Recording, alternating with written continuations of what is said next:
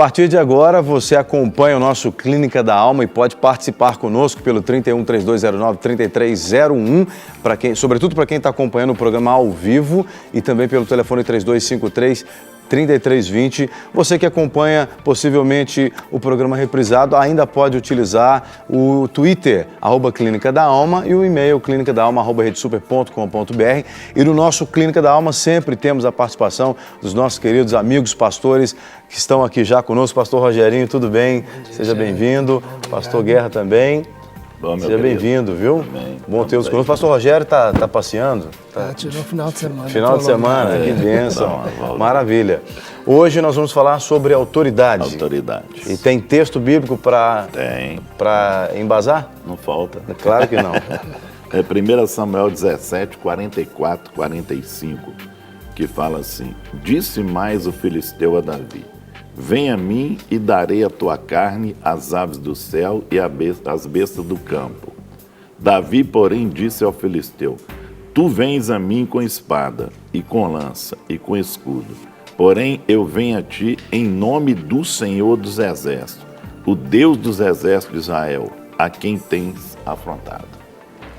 Quer dizer, a autoridade não está necessariamente na idade, no tamanho da pessoa, mas naquilo que ela crê que ela recebeu de Deus? Sim. Nós temos aqui a questão de Davi, que ele, nós dividimos até em muitos tópicos essa questão, porque foi uma caminhada para ele chegar até esta situação aí, né? Primeiro ele demonstrou, já chegou com experiências que ele teve, que foi, que nós falamos aqui semana passada, sobre as experiências que ele já teve antes, que matou um urso e o leão, e depois ele chegou ali e veio em nome do Deus de Israel. E ele encontra o quê? Ele encontra um povo de Israel amarelado, com medo do gigante, inclusive o rei. E nós temos outra colocação, que Davi já estava ungido como rei, não era o rei ainda ali, não tinha tomado ainda o seu reinado, mas ele estava ungido rei. Então ele veio com uma autoridade de unção, ele veio com experiências e ele finalizou declarando ao gigante que ele estava em nome do Deus de Israel.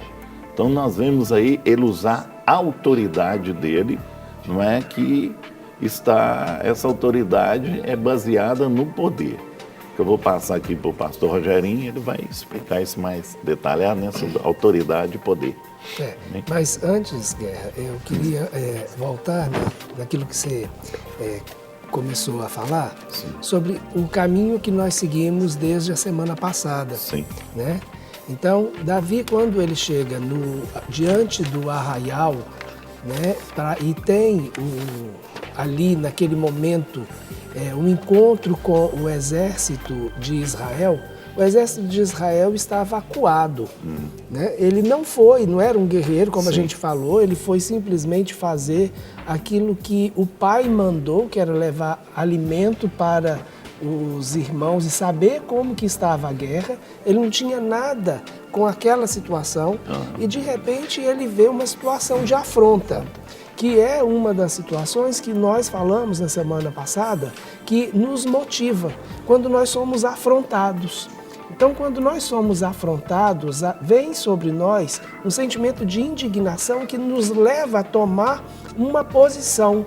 E essa foi uma das coisas que Davi sentiu. Ele sentiu indignado e ele falou, o texto diz, esse incircunciso que está afrontando o exército do Deus vivo. Então ele recebe aquela afronta que não era necessariamente para ele, mas era para a nação de Israel, era para o povo de Deus. E ele, como ungido de Deus, ele recebe aquilo e fala, isso não pode continuar.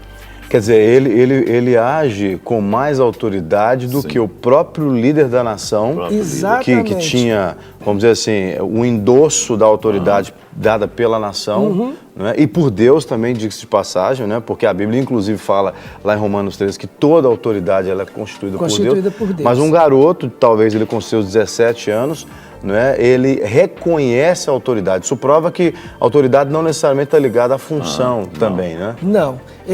E aí é uma coisa interessante, porque tanto a experiência pessoal que ele teve, que o Guerra disse, né?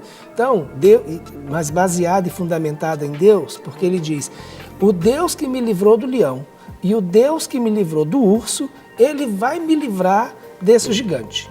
Então ele tinha uma experiência de vencer um leão e o urso, mas ele sabia que essa experiência era Deus que tinha dado a ele a vitória. Aí ele se indigna e juntando essa indignação e mais essa experiência pessoal desse relacionamento com Deus, isso aciona a fé de Davi. E essa fé, ela vai gerar uma ação prática, que ele se posiciona agora. E ele fala, eu vou vencer esse gigante. Agora, uma coisa que me chama muita atenção nessa história também é que Davi havia sido ungido lá no capítulo 16 como o futuro rei de Israel. Né? E essa unção de Davi declara que ele, no mundo espiritual, ele tinha essa autoridade, né? E muitas vezes o crente precisa entender isso, que ele, em Jesus Cristo ele já tem essa autoridade. Exatamente. Deus me deu uma vez uma palavra sobre esse texto, e aí, lá pelo versículo 40, alguma coisa, Golias, ele amaldiçoa Davi pelos seus deuses.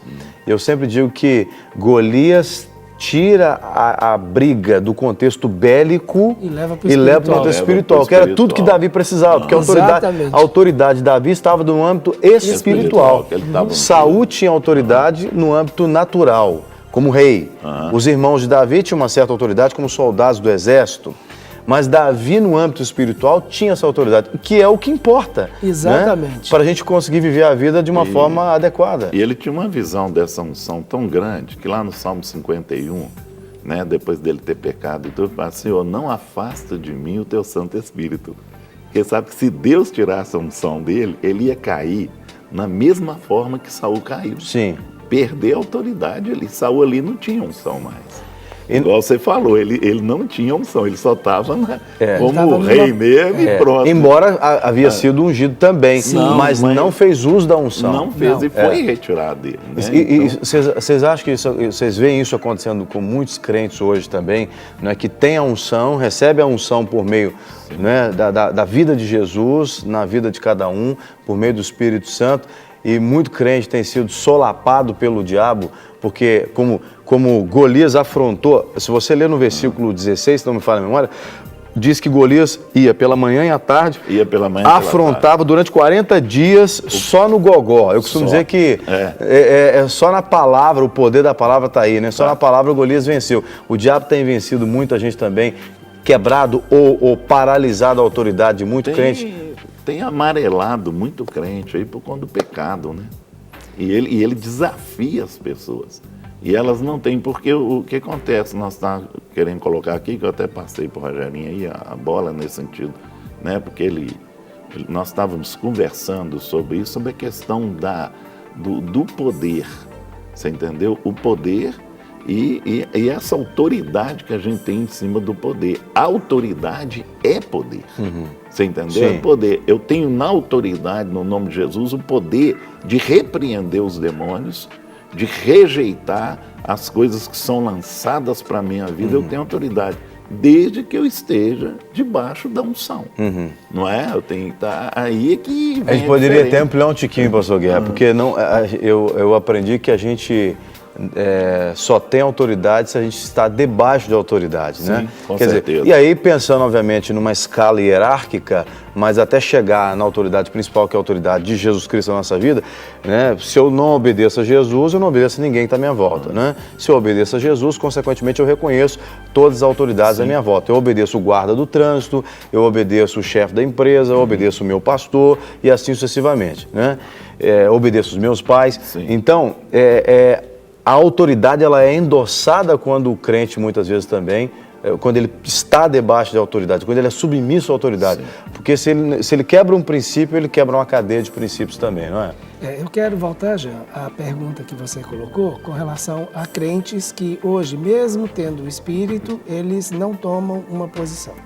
A gente precisa muitas vezes entender que há um conjunto de fatores que faz com que a pessoa se posicione. Não basta simplesmente a pessoa estar cheia do Espírito e ela não avançar. Por que ela não avança? Porque há determinadas situações que ela não está devidamente motivada, mesmo sabendo que ela tem o Espírito dentro dela. Uma situação que, na hora que você fez a pergunta e eu me lembrei delas, é o finalzinho do texto do Evangelho de João, quando Pedro ele vira para os seus colegas e fala, vou pescar. E aí ele e todos os outros vão pescar.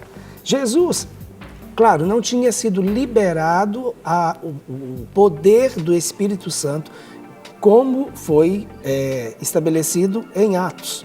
Mas Jesus já tinha liberado sobre eles o Espírito Santo. Eles já tinham recebido de Jesus o Espírito. Jesus já tinha ressuscitado, eles já tinham tido outros encontros com o Senhor, eles já sabiam que a vocação e o chamado deles era para ser pescadores de homens, e Pedro simplesmente vira e fala, vou pescar, e junto com ele vai os outros discípulos. Então, há determinadas circunstâncias, e isso é uma das coisas que a gente tem trabalhado, são motivações diferenciadas, que quando elas culminam, fazem a gente realmente se posicionar. Então, não adianta, por exemplo, eu saber que sou cheio do Espírito Santo, mas não ter ânimo para resistir, não ter ânimo para lutar. Eu ficar não fazer uso dessa unção. Exatamente, porque a unção, como os dons, está em mim, mas eu vou usar se eu quiser. O Senhor não me... É claro, eu vou precisar de estar motivado a usar, mas o Senhor não vai me pressionar, entendeu? Me empurrar, né? Claro que de vez em quando Ele dá uns ajustezinhos para que a gente se movimente, porque Ele sabe exatamente, mas não a regra não é assim. Ele coloca nas nossas mãos e fala, use. É mais ou menos assim, Deus me deu as pernas para andar. Se eu quiser ficar sentado ou deitado o resto da vida, é problema meu. É problema meu. Agora, eu preciso estar motivado, e nesse caso, quando a gente fala na autoridade, que a gente colocou isso por último, é por quê? Porque Davi já tinha passado por um processo onde ali, eles, igual você falou, agora eu tenho a unção que está sobre mim, eu